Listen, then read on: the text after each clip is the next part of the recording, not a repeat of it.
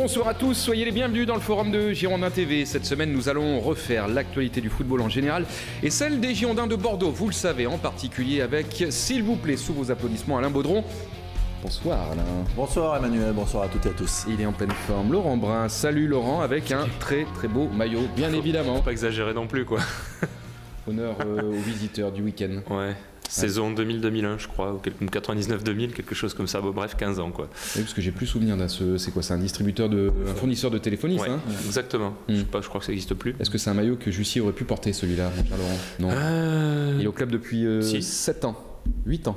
Oui, donc c'est possible. Peut-être. C'est possible. Bon, on ira lui faire dédicacer. Merci. On remercie qui pour ce maillot? Un ami de Lens. Votre ami de Lens. Lequel j'avais fait un échange. Partout, en fait. Oui. Il est à moi, mais on a fait un échange de maillots. Et je lui ai donné le maillot des Girondins, il m'a donné celui-là.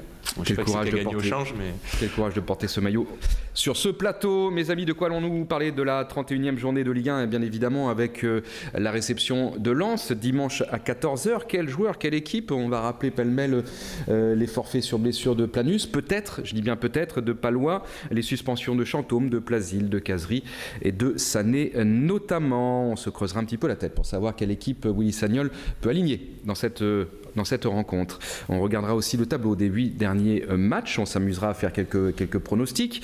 Une interview, celle de Marc Planus dans cette émission. Et puis dans la revue de presse pêle-mêle, on va revenir sur les déclarations ou l'interview de Nicolas de Taverneau dans l'équipe, le quotidien L'équipe ce matin, qui parle de Yoann Gourcuff. Je crois que c'est votre coup de gueule d'ailleurs, Laurent. Pas l'interview de Nicolas de Taverneau, mais le sujet en général. Un coup de cœur aussi, parce qu'il en faut dans cette émission, et qui vient du Bayern de Munich avec un joli geste de Pep Guardiola. Dans la revue de presse, toujours, c'est le choix d'Alain Baudron, un stade à vendre. Il nous en dira plus. C'est au Brésil que ça se passe. Oui, ça commence.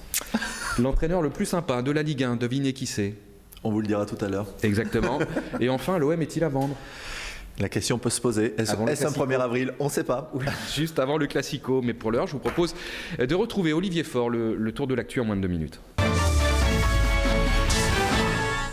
Bonjour Emmanuel, bonjour à tous. Ravi de vous retrouver pour les dernières infos en mariné blanc. Vous le voyez avec cette séance d'entraînement ce jeudi matin juste derrière moi. Les hommes de Willy Sagnol qui préparent activement la réception de Lens. Ce sera ce dimanche à 14h à Chabandelmas. On rappelle qu'il y a beaucoup d'absents. Côté bordelais, Plasil, Sané, Chantôme et Cazerie, eux, sont suspendus. Palois, Planus et Diabaté, eux, sont blessés. En revanche, ça va mieux pour Grégory Sertic, qui était malade hier. Il est revenu à l'entraînement aujourd'hui. Et puis retour sur le buzz de ce mercredi, le possible retour de Yoann Gourcuff aux Girondins de Bordeaux.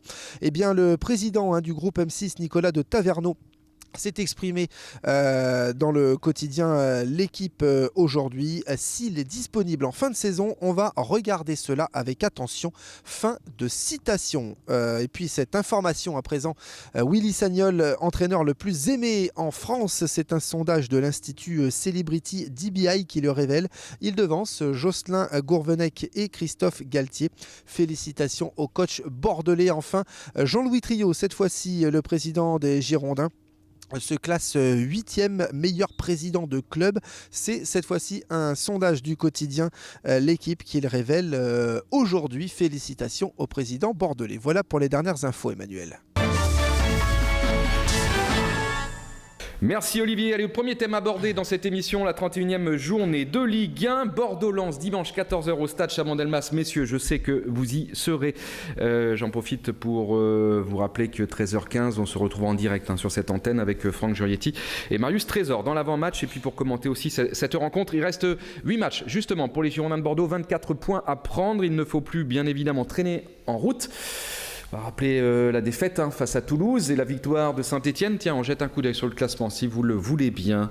Bordeaux qui est donc 6e avec 48 points. Saint-Etienne 5, 52, 4 points séparent les deux équipes. Là, il ne faut vraiment pas traîner. C'est un lieu commun. Mais, Et Monaco et Montpellier qui ont toujours ce match en moins. Exactement. Ouais, donc il faut y penser aussi. Oui, Monaco qui peut jouer le titre. Parce que si Monaco bat Saint-Etienne vendredi soir, avec ce match en retard, sachant qu'il y a un Marseille-PSG, ils peuvent absolument être prétendants au titre s'ils gagnent. Ouais.